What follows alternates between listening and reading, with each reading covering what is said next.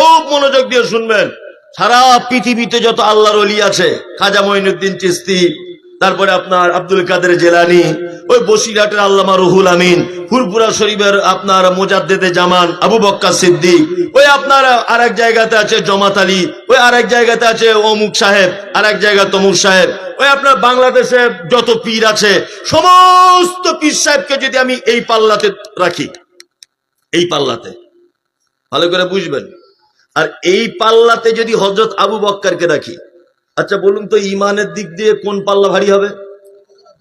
হযরত আবু বক্কর রাদিয়াল্লাহু তাআলা আনহুর ভারী হবে, তাই না?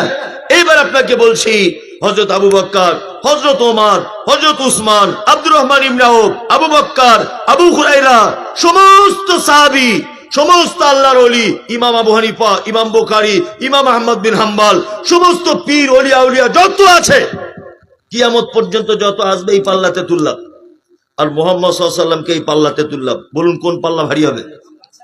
মুহাম্মদ সাল্লাল্লাহু আলাইহি ওয়াসাল্লাম। তার মানে বুঝতে পারা যাচ্ছে পৃথিবীর যত লোকাল মানুষ আছেন সমস্ত মানুষের থেকে দামি মানুষ দ্বিতীয় পর্যায়ে হযরত আবু বক্কর। তার জন্য আমরা দোয়া করি।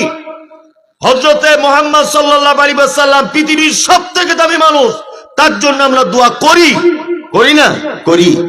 তাহলে আপনি হযরত মুহাম্মাদের মতো মানুষের নবীর জন্য দোয়া করেন, আবু বক্করের মতো মানুষের জন্য দোয়া করেন, আর ও কি এমন লাট সাহেবের বেটা যে ওর মাজারে গিয়ে দোয়া চাইতে হবে আমাকে ক্ষমা করে দাও? এ কোন কোয়ালিটির লোকে? কে তুমি? উকিল না মুক্তার যে তোমার কাছে ক্ষমা চাইতে হবে? তুমি ভালো করে দিতে পারো? পৃথিবীর কেউ পারে না, পারে একমাত্র কে? আল্লাহ। তাহলে আপনাকে যদি কেউ জিজ্ঞাসা করে আল্লাহ কেমন, আপনাকে বলতে হবে আল্লাহ একক স্রষ্টা, যিনি সমস্ত ক্ষমতার মালিক। ইন্নাহু আলা কুল্লি শাইইন কাদির, সমস্ত ব্যাপারে তিনি ক্ষমতা গ্রহণ করেন। এটা একটা জিনিস জানা হয়ে গেল। দুই, আরেকটা জিনিস জানুন, শিরক আকবরের আরেকটা ভাগ হচ্ছে, আপনারা বসবেন না, বাড়ি থেকে নিয়ত করে এসেছেন, তাই তো? আপনারা নিয়ত পূরণ করুন, অসুবিধা নেই, নিয়ত পূরণ করুন। এত সুন্দর জায়গা আছে বাবা, বসে যান। আপনার কপাল খুব খারাপ, এই কোরআনের জায়গায় বসতে পারছো না মানে কপাল খারাপ। বসুন বসুন, বসে বসে বসে শুনুন, শুনুন শুনুন। আর এমনিতেই তার বেশি দিন মনে থাকা হবে না, শুভেন্দু যেভাবে লেগেছে, তো অন্তত একটু কোরআনের মজলিসে বসুন। শুভেন্দু যেভাবে লেগেছে আমাদের, আর মোটামুটি একটু বসেই যান। বসুন ভাই, বসুন বসুন বসুন, কোনো ভয় নেই, ভয় নেই। এসআর টেসআর হবে না, ভয় নেই, কিচ্ছু হবে না। আমি মমতাজুল ইসলাম এটা বলছি, হবে না, ভয় নেই। যদি বলছে আপনি কি সব কিছু জানেন, আপনি উপরাষ্ট্রমন্ত্রী, যে আপনি সব জানেন, উপরাষ্ট্রপতি নাকি আপনি সব জানেন, না, হবে না। তার একটা কারণ বলে দিচ্ছি। একটা কথা আছে যে অপরের জন্য গর্ত খুঁড়লে সেই গর্তে নিজের পড়তে হয়, তাই না?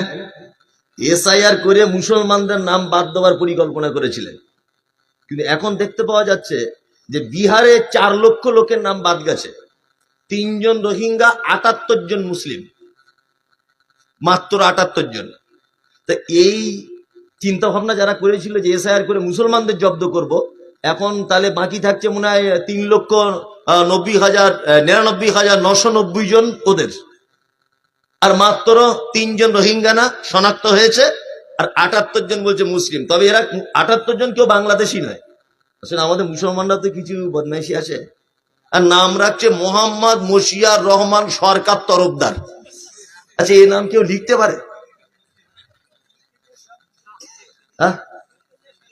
মোহাম্মদ মশিয়ার রহমান সরকার তরফদার। আমি নিজে আমার গ্রামের নামের কথা বলছি, অরিজিনালি। আচ্ছা, এই নাম কি লিখতে গেলে কলম ভেঙে যাবে না? মেলার সময় না, একটা দুটো অক্ষর মিস হবে কি হবে না? হবে। আর আমাদের আরেকটা দোষ আছে, আমার নাম মমতাজুল ইসলাম, তো আমার ছেলের নাম তামিমুল ইসলাম হবে, আশরাফুল ইসলাম হবে, শরীফুল ইসলাম হবে।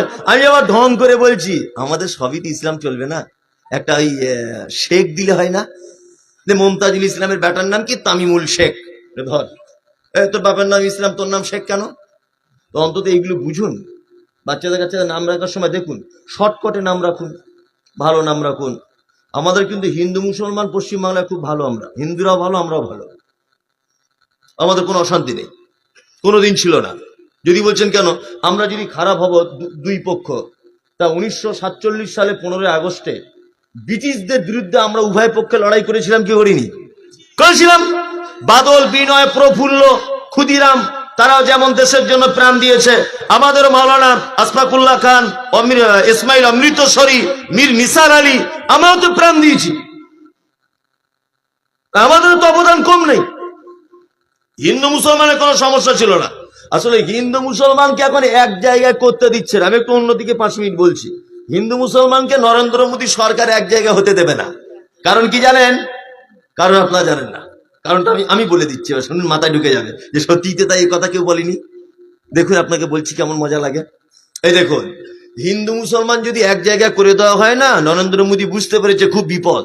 কারণ বাংলাদেশের সরকার শেখ হাসিনা, আলহামদুলিল্লাহ যে আজকে শেখ হাসিনার ফাঁসির রায় হয়েছে বাংলাদেশে। বাংলাদেশে ঢুকলে তার পরের দিনই ওর ফাঁসি। আজকে বাংলাদেশের সোশ্যাল মিডিয়া দেখছিলাম। কারণ শুনুন, আল্লাহ ছাড় দেয়, কাউকে ছেড়ে দেয় না।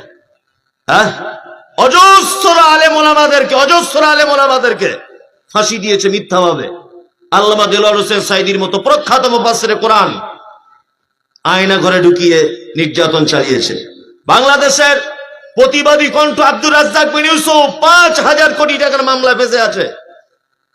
বাংলাদেশের প্রখ্যাত একজন আলেম ডক্টর আসাদুল্লাহ গালিব দীর্ঘদিন জেল খেটেছেন। মুজাফফর বিন মহসিন দীর্ঘদিন জেল খেটেছেন। দীর্ঘদিন আলেম ওলামাদের উপর অত্যাচার চালিয়েছেন হাসিনা সরকার। কিন্তু যখন ছাত্র আন্দোলন শুরু হলো সারা বাংলাদেশে, সমস্ত রাজনৈতিক দল যখন ঐক্যবদ্ধভাবে সরকারের বিরুদ্ধে প্রতিবাদ করতে লাগলো, তখন সরকার রাতারাতি হেলিকপ্টারে করে দাদার কাছে আশ্রয় নিল। আপনারা কিছুদিন আগে দেখেছেন যে নেপালের মাটিতে সমস্ত রাজনৈতিক দল একতাবদ্ধভাবে সরকারের বিরুদ্ধে আন্দোলন করে অনেক সরকার নেতা মন্ত্রীদেরকে আন্ডারপ্যান্ট পরে লাফ মারতে দেখেছি ছাদের উপর থেকে। আমি নিজে চোখে দেখেছি, এটা সোশ্যাল মিডিয়াতে। সরকার টেকাতে পারেনি। নরেন্দ্র মোদী সরকার বুঝতে পেরেছেন এরা সেই হিন্দু মুসলমান 180 বছরের ব্রিটিশদের শাসন করা দেশ, সেই দেশের একতাবদ্ধভাবে আন্দোলন করে 1947 সালে 15 আগস্টে দেশ স্বাধীনতা লাভ করেছে হিন্দু মুসলিম উভয় মিলিয়ে। আজকে যদি হিন্দু মুসলিমের আবার ভ্রাতৃত্ব ঠিক থাকে, হিন্দু মুসলিমের সম্পর্ক যদি ভালো থাকে, তাহলে আমি দেশের যে সর্বনাশ করেছি, অচিরেই আমার বিরুদ্ধে উভয় পক্ষের মানুষ একসঙ্গে রাজনীতি করে আন্দোলন করে আমাকেও গদি ছাড়তে বাধ্য করবে। এই জন্য হিন্দু মুসলিম সব সময় সম্পর্ক খারাপ করে রাখতে চাইছে। কি বললাম বুঝলেন না? সব সময় যাতে এক হতে না পারে, জানে এক হলে আমাকে আন্ডারপ্যান্ট পরে ছুটতে হবে, কিছু করার নেই। ওই জন্য বলছি কোনো টেনশন করবেন না, এসআর সব রাজনীতি। আর আপনারা দেখতে পাচ্ছেন যে উত্তর 24 পরগনায় 3.5 লক্ষ লোকের নাম বাদ গেছে গণনাতে। এই পর্যন্ত 1,86,000 নাম বাদ গেছে। 1,86,000-এর ভিতরে 330 জন মুসলিম, বাকি সব অন্য ধর্মের মানুষ। 330 জন। শুভেন্দু অধিকারী বড় বড় কথা বলছিল না সোশ্যাল মিডিয়াতে, সব বার করে দিব, বাংলাদেশ চলে যাও। ওর বাড়ির পাশের গ্রামে 250টা পরিবারের নাম বাদ চলে গেছে, একজনও মুসলমান নয়। দেখুন, অমিত শাহ এই বললো বলি যে ওসব বাদ দিয়ে ফালতু ঝামেলা করিস না, বলবে এটা। কিছুদিন সময় ধৈর্য ধরুন, অমিত শাহ ঘোষণা করে দেবে যে আর ওসব করিস না, ফালতু আমাদেরই সব নাম বাদ চলে যাচ্ছে। আর আল্লাহর কল এমন গেঁড়া কল। শুভেন্দু বাবু বলছিলেন যাদের এসআইআর নাম বাদ যাবে তারা সিএ তে অ্যাপ্লাই করতে পারবে, কিন্তু আল্লাহর কি ফয়সালা, সুপ্রিম কোর্ট আবার রায় দিয়ে দিয়েছে এসআইআর যাদের নাম বাদ যাবে তারা কোনো জায়গায় অ্যাপ্লাই করতে পারবে না। তার মানে আমাদের আরো পক্ষের দলিল বেশি মজবুত হলো, তাই না? আমাদের বলা হচ্ছে 2002 সালের তোমার বাপের নাম আছে কি? 2002 সালের বাপের নাম কি? 2002 সাল তো কালকে গেছে। আমার দাদুর কবর থেকে হাত তুলে ডিএনএ টেস্ট করে প্রমাণ করব আমি এদেশের নাগরিক, আমরা সেই মুসলমান। আমাদের তো আগুনে পুড়িয়ে দেওয়া হয়নি, আমাদের দাদুর কবর থেকে লাশ বার করে একটা হাড্ডি দিয়েও ডিএনএ টেস্ট করে বলবো আমরা দেশের নাগরিক। মুসলমানদের দেশের আদি নাগরিক, এদেরকে এসআইআর করা হচ্ছে। হাসিনার সাথে এত পীড়িত কিসের? ওর এসআইআরটা করো। ও মুসলমানকে দেখতে পারে না, হাসিনার সাথে খুব প্রেম ভালোবাসা। ওকে খুব পছন্দ করে। কি বলছি বুঝতে পারছেন না? কোনো ভয় নেই, টেনশন নেই। আমি শিরিক সম্পর্কে বলতে বলতে লাইনটা একটু ঘুরিয়ে দিয়েছিলাম, আবার ওইদিকে যাচ্ছি। ছেড়ে দেবো না বলবো? বলি, হ্যাঁ বলি।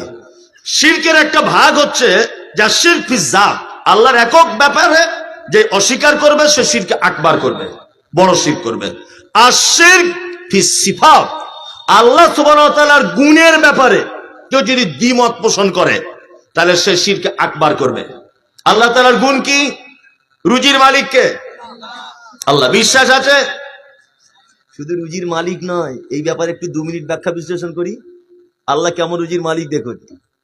মিলন একদিন হঠাৎ করে আমায় ফোন করেছে, ফোন করে বলছে, ভাই আপনার মাদ্রাসায় বেড়াতে যাব আর আপনার বাড়িতে দুপুরে খাবো। আমি যে মিলন কজন আসবে? বলছে হুজুর 30 জন যাব, আপনার মাদ্রাসাটা সবাই দেখবে বলছে।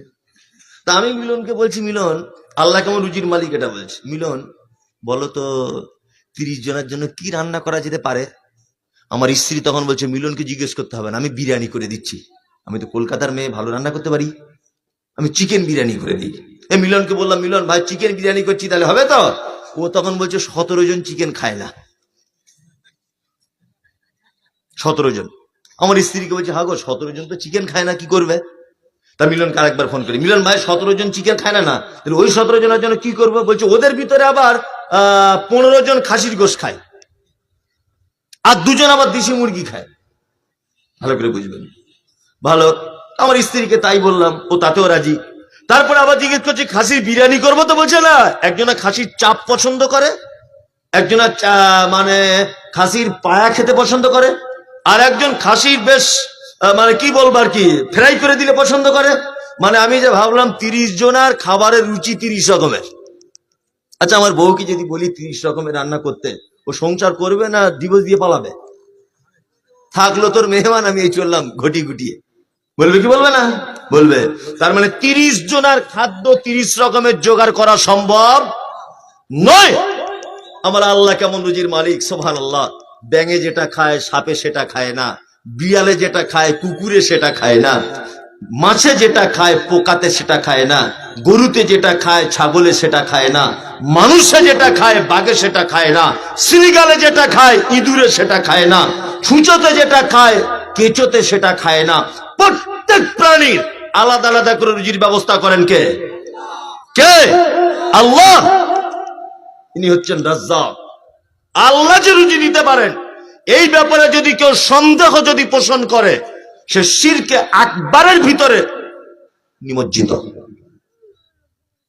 আর একটা আল্লাহ যে সিফাত, তিনি হচ্ছেন মালিক, তিনি কে? খালিক। তিনি কে? খালিক, মানে সৃষ্টিকর্তা। তিনি কেমন সৃষ্টিকর্তা? সুবহানাল্লাহ। আমার কাছে যে মোবাইলটা আছে সস্তার মোবাইল, আমি বুঝি না বলে দামি ফোন কিনি না। তা আমার এই মোবাইলটার নাম ভিভো, এর কাছে যেটা আছে ওটা স্যামসাং ধরে নেন। নিশ্চয়ই এ ওকে দেখে তৈরি করেছে, নয় এ একে দেখে তৈরি করেছে, তাই না? যে মাইক্রোফোনটা আমি কথা বলছি, এই মাইক্রোফোনটা নয় এ অন্য কোনো কোম্পানিকে দেখে নকল করেছে, নয় অন্য কোনো কোম্পানি একে দেখে নকল করেছে, কিছু না কিছু দেখে তো করেছে। আমার আল্লাহ কেমন সৃষ্টিকর্তা, সুবহানাল্লাহ। বাদিউস সামাওয়াতি ওয়াল আরজ, আল্লাহ বলছে আমি আসমান জমিনকে তৈরি করেছি নমুনা ছাড়া। আচ্ছা আগে কেউ আকাশ একটা তৈরি করেছিল, এইটা দেখে আল্লাহ বানিয়েছেন, একা একাই বানিয়েছেন? কোনটা? একা একাই। আগে কেউ সূর্য আগে একটা তৈরি করেছিল যে ওইটা দেখে আল্লাহ বানিয়েছে? কোনটা? না। শুধু সৃষ্টি এইরকম করে করে ছেড়ে দিয়েছেন তা নয়, প্রতিটা সৃষ্টির একেবারে পূর্ণতায় পর্যন্ত পৌঁছে দিতে পারেন তিনি কে? আল্লাহ। সুবহানাল্লাহ। মানুষ জন্মের পরে চুল বড় হয়, হয় না?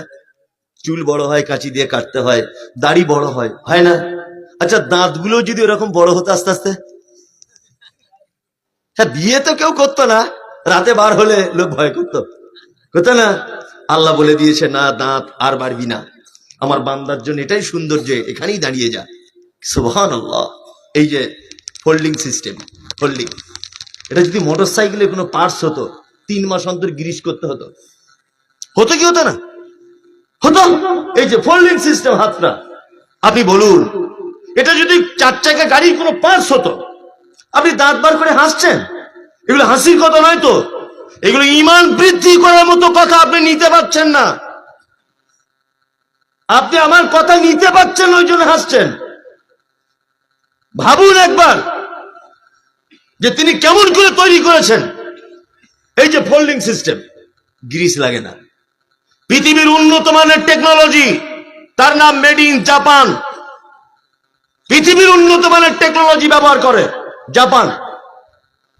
জাপান থেকে যদি আপনি একটা 1 লক্ষ টাকা দিয়ে টর্চ লাইট যদি কিনে আনেন, 1 লক্ষ টাকা দিয়ে, সেই টর্চ লাইটেও চার্জ দিয়ে, তোরা দুজন মার খাবি কিন্তু, সেই টর্চ লাইটেও চার্জ দিতে হয়, ব্যাটারি ব্যবহার করতে হয়। হয় কি হয় না?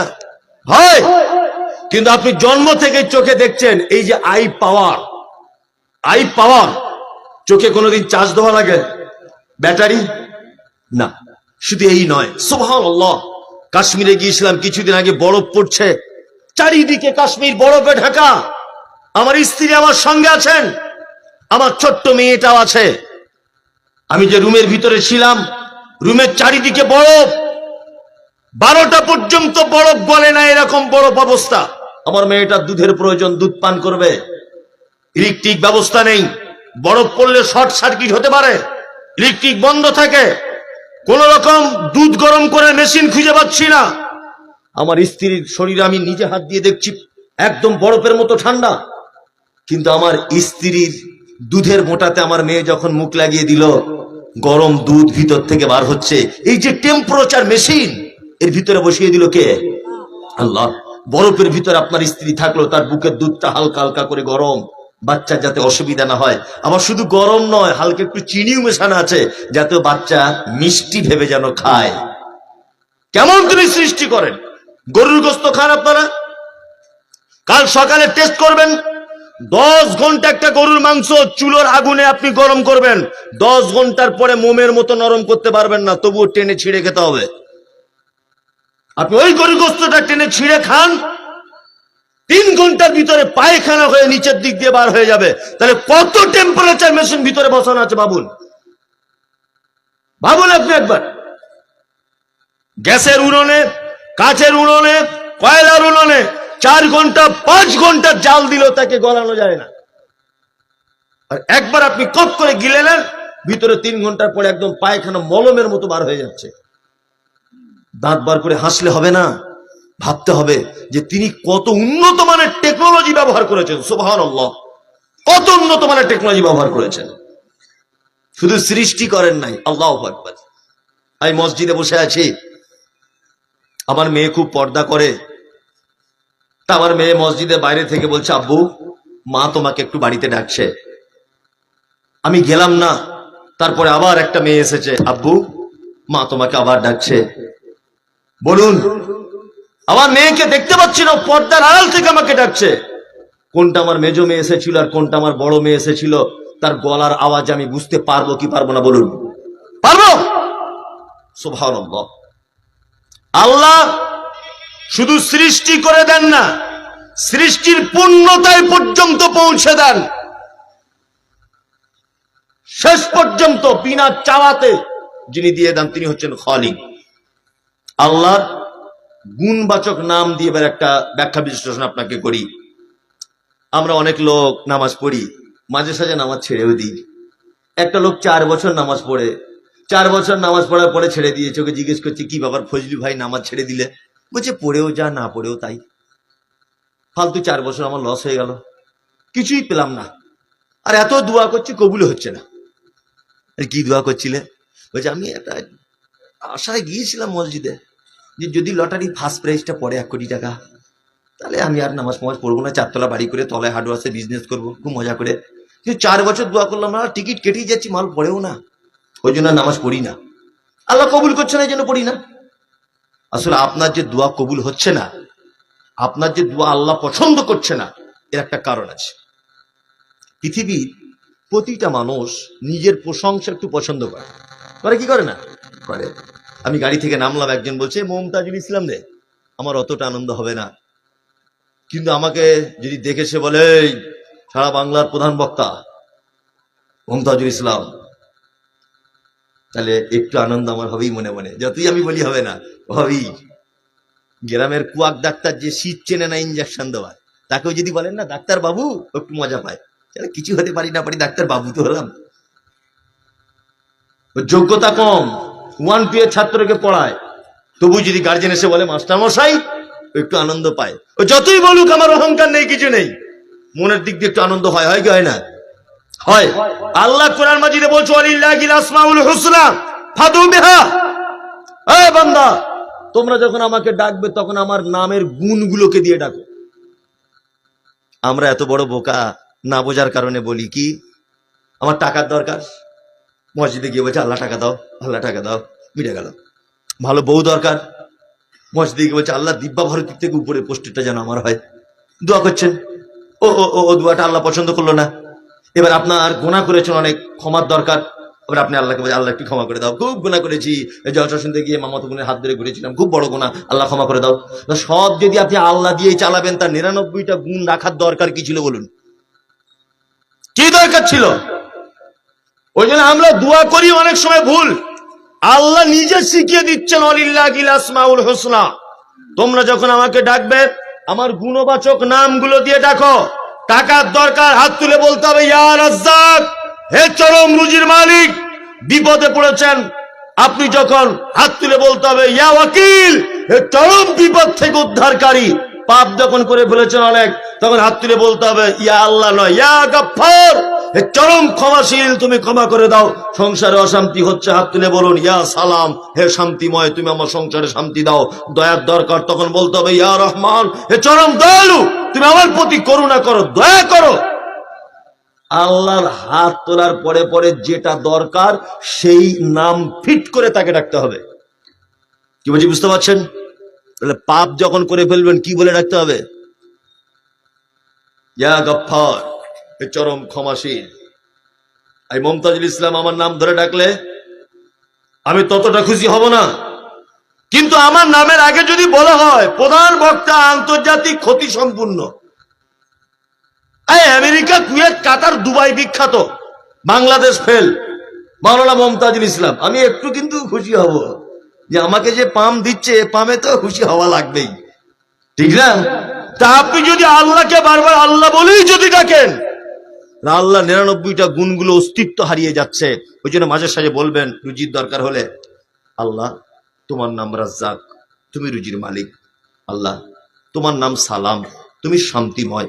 আল্লাহ তোমার নাম গফফার, তুমি ক্ষমা করতে পছন্দ করো, তুমি বড় ক্ষমাশীল, আল্লাহ আমাকে ক্ষমা করে দাও। আল্লাহ পড়ার পরে পরেও তার গুণ দিয়ে কি করতে হবে? ডাকতে হবে। এইবার আপনাদেরকে একটা কথা বলি, আর শিরক ফিল হুকুক, শিরক আরেকটা প্রকার ভেদ হচ্ছে যে আল্লাহ সুবহানাহু ওয়া তাআলা মুসলিম জাতিকে পরিচালনা করার জন্য যে ঐশী বাণী আল কোরআন পাঠিয়েছেন, কেউ যদি কোরআনের একটা কোন বিধান পরিবর্তন করার যদি চেষ্টা করে, তাহলে সে শিরকে আকবারের ভিতরে ঢুকে গেল। আচ্ছা বলুন, 1 লাখ টাকা বছর শেষে জাকাত কতটা? ওই 2500। এবার একটা মজার কথা বলি, তাহলে 100 টাকায় কত? 2.5 টাকা। আচ্ছা 8 আনা চলে? চলে না তো, 8 আনা চলে না। আপনি হোসেননগর মাদ্রাসা হেডমালাকে গিয়ে বলুন না যে 8 আনাতে চলছে না, তো একটু বাড়িয়ে 3 টাকা করে দেন, আর না একটু কমিয়ে 2 টাকা আনুন, রাউন্ড ফিগার থাক। আচ্ছা বলুন তো, কিয়ামতের আগের দিন পর্যন্ত 8 আনা চলুক আর না চলুক, 2.5 টাকাই থাকবে না কমানো বাড়ানো কিছু যাবে? যাবে না। 8 আনা চলুক আর না চলুক, কিয়ামতের আগের দিন পর্যন্ত 2.5 টাকাই থাকবে। এইটা যদি কেউ পরিবর্তন করার চিন্তা ভাবনা করে কোরআনের কোন বিধান, তাহলে শিরক আকবারের ভিতরে সে নিমজ্জিত। আর শিরক ফিল ইবাদা, শিরক আকবারের শেষ পজিশনে, আগে যেটা সেটা হচ্ছে ইবাদত শুধুমাত্র কার? আল্লাহর। আপনার 60 বছর 70 বছর জীবনীতে এক ওয়াক্তের নামাজে যদি আপনি সেজদা দেন, এই সেজদা সারা জীবনে একবারও যদি আপনি দেন, এই সেজদাটা শুধু কার জন্য? আল্লাহর জন্য দিতে হবে। ইবাদতের ভিতরে শিরিক আছে, আছে না নেই? আছে। একা একা নামাজ পড়লে 2 রাকাতে নামাজ টাইম লাগে 2 মিনিট, একা একা যখন পড়ে তাড়াহুড়ো। আর জুম্মার দিনে যখন ইমাম সাহেব থাকে, হোসেননগরের মাওলানা থাকে, মমতাজুল ইসলাম আজকে খুতবা দেবে, উনি এসেছেন, তখন মিলন যে নামাজটা পড়ছে 2 রাকাত, একা একা পড়লে 2 মিনিট হয়ে যেত, আর সেই দিন পড়ছে 9 মিনিট লাগছে। এখন উনিও বলছেন সাংঘাতিক নামাজি, সাংঘাতিক নামাজি। আমি ভাবছি বাবা মিলন খুব পরেজগার ছেলে, 2 মিনিট নামাজ 9 মিনিট লাগালো 2 রাকাত। তার মানে এর উদ্দেশ্য দুজনকে খুশি করা। হোসেননগরের হেড মাওলানা, মমতাজুল, এরা দুজনেও খুশি হোক যে আমি ভালো ছেলে, সাথে সাথে আল্লাহ খুশি হোক। এই যে 2 জনকে খুশি করার চিন্তা ভাবনা করছে, এটাও শিরক। এটা কি শিরক? এটাও শিরক। আল্লাহু আকবার। মুহাম্মদ সাল্লাল্লাহু আলাইহি ওয়াসাল্লামকে জিজ্ঞাসা করা হচ্ছে, আল্লাহর নবী বলছেন আমি কি তোমাদের শিরক আসগার অর্থাৎ ছোট শিরক সম্পর্কে জানাবো না? তখন সাহাবীগণ বলছেন অবশ্যই আপনি জানান। তখন আল্লাহ নবী সাল্লাল্লাহু আলাইহি ওয়াসাল্লাম বলছেন ছোট শিরক অধিকাংশ রিয়া, রিয়ার ভিতরে ছোট শিরক আছে, যেটা লোক দেখানোর জন্য মানুষ করে। কি বলছি বুঝতে পারছেন? ইবাদত, ইবাদতের ভিতরে শিরক করে মানুষ। আর নাম্বার 6 আশিরক, আশিরক ফিল আকীদা অর্থাৎ বিশ্বাসগত ব্যাপারে শিরক। বিশ্বাসগত শিরক বুঝেন তো? বাচ্চা ছেলে দাঁত ভেঙে গেছে, তোর মা বলছে ইঁদুরের গর্তে দিয়ায়, চিকন চিকন দাঁত হবে তোর। মায়েরা বলে বৃহস্পতিবারের দিন বাঁশ কাটিস না, জ্বর আসবে, বলে না? বলে। আমার মায়েদের তো হাদিসের শেষ নাই, সকালবেলাতে কাক ডাকছে, বলছে বিপদ চলে আসতে পারে। ভাতের হাঁড়ি হাত থেকে পড়ে গেছে, বলছে মনে হয় জামাই আসার চান্স আছে আজকে। ভালো করে বুঝবেন, এই যে বিশ্বাসগত শিরক, বিশ্বাসগত, এটাও একটা শিরক। বৌমা বাচ্চা ছেলেকে নিয়ে দাঁড়িয়ে আছে রাস্তার ধারে, দুপুরে 1টা বাজে, শাশুড়ি এসে বৌমাকে চমকাচ্ছে আর বলছে বৌমা তুমি আমার পোতাকে নিয়ে রাস্তার ধারে দাঁড়িয়ে আছো, আমার পোতা অসুখ করবে। তুই কি করবো মা, তাহলে কি করবো? নতুন বৌমা বুঝে না, শাশুড়ি বলছে এক কাজ করো, হাঁড়ির তলার কালিয়া সর্ষের তেল একটু পাছায় লাগাও, একটা এখানে একটা লাগাও, দেখবা নজর টজর লাগবে না। সব শিরক। বিশ্বাস, এই বিশ্বাসগত শিরকের ভিতরে মানুষ কিন্তু লিপ্ত আছে, আছে না নাই? আছে। এইবার আপনাদেরকে আমি বলবো শিরকের ভয়াবহতা কি। এতক্ষণ শিরক আপনাকে ভাবালাম। শিরকের প্রথম ভয়াবহতা, ইন্নাহু মান ইউশরিক বিল্লাহ ফাকাদ হারামাল্লাহু আলাইহিল জান্নাহ ওয়া মাওয়াহুন নার ওয়া মা লিয-যালিমিন মিন আনসার। শিরকের সবথেকে বড় ভয়াবহতা, আল্লাহ সুবহানাহু ওয়া তাআলা বলছেন যারা শিরক করে তাদের জন্য জান্নাতকে হারাম করে দেওয়া হয়েছে এবং তাদের জন্য থাকার জায়গা রেডি করা আছে জাহান্নাম, এবং কিয়ামতের দিনে তাদের কোনো সাহায্যকারী খুঁজে পাওয়া যাবে না। কোন সাহায্যকারী তাদের কিয়ামতের দিনে থাকবে না। শিরক যারা করবে তাদের থাকার জায়গা কোথায়? জাহান্নাম। আল্লাহ তাআলা বলছেন ওয়াইদ ক্বালা লুকমানু লিইবনিহি ওয়া ইয়াইদুহু ইয়া বুনাইয়া লা তুশরিক বিল্লাহ ইন্নাশ শিরকা লাযুলমুন আযীম। লোকমান হাকিম তার বেটাকে ডেকে বলছে বেটা কখনো যাই করো নাই করো আল্লাহর সাথে কাউকে শিরক করে দিও না, কারণ শিরক হচ্ছে সবথেকে বড় জুলুম, বড় অত্যাচারিত পাপ। শিরক কত খতরনাক আপনাকে আর একটা কথা আমি বলি। পবিত্র আল কোরআন আল্লাহ সুবহানাহু ওয়া তাআলা বলছেন ইন্নাল্লাহা লা ইয়াগফিরু আন ইউশরাকা বিহি ওয়া ইয়াগফিরু মা দুনা যালিকা লিমান ইয়াশা। আল্লাহ ইচ্ছা করলে পৃথিবীর সব পাপ ক্ষমা করে দিতে পারে, কিন্তু শিরকের পাপ ক্ষমা হয় না। এইবার আপনাদেরকে একটা কথা বলি, আচ্ছা বলুন পৃথিবীতে যত বড় পাপী হোক, সে পাপী যদি মারা যায় তার জন্য ক্ষমা চাওয়া যায় কি যায় না? যায়, যায়। তার কাছে ক্ষমা চাওয়া যায়। আপনি সুদ খেতেন, মারা গেছেন, আমি ক্ষমা চাইতে পারি, আল্লাহ আমার ভাইকে তুমি ক্ষমা করে দাও। আপনি মদ পান করতেন, মারা গেছেন, আমি আপনার জন্য ক্ষমা প্রার্থনা করতে পারি, আল্লাহ আমার ভাইকে তুমি ক্ষমা করে দাও। কিন্তু কোন লোক যদি শিরক আকবার বড় শিরক করে মারা যায় বিনা তওবাতে, তাহলে তার জন্য আর ক্ষমা প্রার্থনা করা যাবে না। মুহাদ্দিসিন ইকরামদের ভিতরে 2টি মত আছে পবিত্র আল কোরআনের একটা আয়াত নিয়ে, ইস্তাগফির আও লা তাস্তাগফির ইন তাস্তাগফির লাহুম 70 মাররাতান। আল্লাহ কোরআনে মুহাম্মদ সাল্লাল্লাহু আলাইহি ওয়াসাল্লামকে বলছেন আপনি দোয়া করেন আওলা তাস্তাগফির, দোয়া নাই বা করেন, ইন তাস্তাগফির লাহুম ৭০ মাররাতান, আপনি মুশরিকদের জন্য, বড় শিরককারীদের জন্য যদি একদিনে ৭০ বার যদি আপনি ক্ষমা প্রার্থনা করেন, ফালাই ইয়াগফিরাল্লাহু লাকুম, তারপরেও আমি ওদেরকে ক্ষমা করব না। আল্লাহু আকবার। এবার আপনাদেরকে একটা কথা বলি, শিরককারীর কত বড়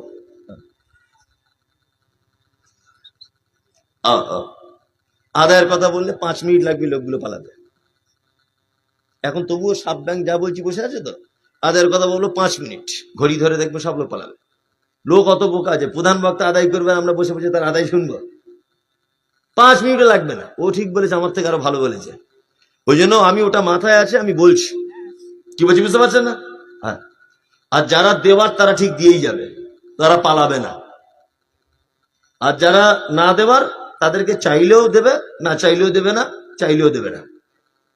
যারা দান করার জন্য বসে আছে তারা অবশ্যই না চাইলেও এখানে দিয়ে দেবে। তারপরেও এটা আমি জানি যে ছেলে পর্যন্ত না কাঁদলে মা দুধ দেয় না, এ জ্ঞানও আমার আছে।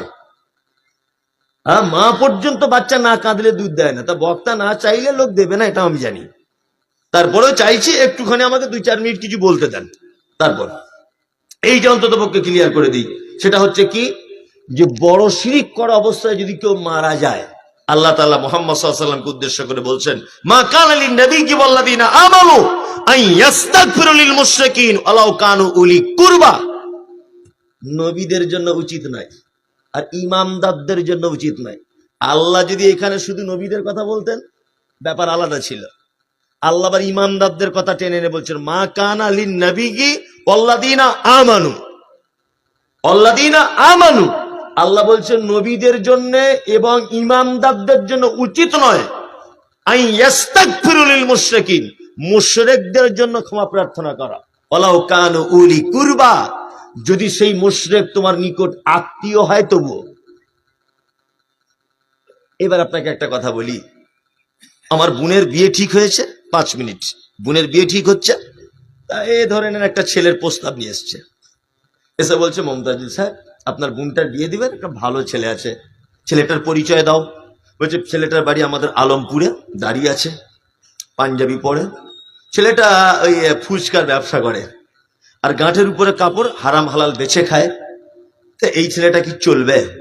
তা এইটা শুনে আমার মা ঘরের ভিতর থেকে বলছে, না বাপ, এই ছেলে চলবে না, ভালো ছেলে দেখো, এই ছেলেটা বাদ দিয়ে অন্য ছেলে দেখো।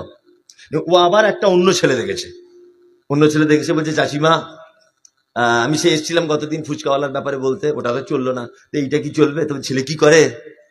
ছেলে হাই স্কুলের মাস্টার, বহরমপুরের, 85,000 টাকা বেতন, আর ঘাটের নিচে কাপড় পরে, মাঝে সাঝে পাথর চাপি মাজারে গিয়ে সেজদা দেয়, চাদরও চড়ায়। তখন আমার মা বলছে, ওরি বাবা, এত ভালো ছেলে, চাদর চড়ায়, চড়াক না, হালকা অসুবিধা কি আছে, ও মাঝে সাঝে চড়াবে, অসুবিধা কিছু নেই, তো আমার মেয়ে ঠিক ম্যানেজ করে নেবে। ভালো করে বুঝবেন, ও মাজারে সেজদা দেয়, ও আমার মায়ের কাছে সব থেকে ভালো ছেলে। মিলন আমার বোনটার বিয়ে দিয়ে দিল, ও আমার দুলাভাই হয়ে গেল, আমার বোন চলে গেল ওর কাছে সংসার করতে, আমার বোন কালকে মাজারের সেজদা দিয়ে পরশুদিন মারা গেল। আল্লাহ তাআলা বলছে, ওয়ালাউ কানু উলি কুরবা, তোমার বোনও যদি হয় তার জন্য দোয়া করা যাবে না, তোমার বাপও যদি হয়। আমার আব্বা মাজারের সেজদা দিতে দিতে, চাদর চড়াতে চড়াতে কালকে মারা গেল বিনা তওবাতে, কিয়ামতের আগের দিন পর্যন্ত এই মমতাজুল ইসলাম বাপের জন্য দোয়া করতে পারবো না, এটা হারাম।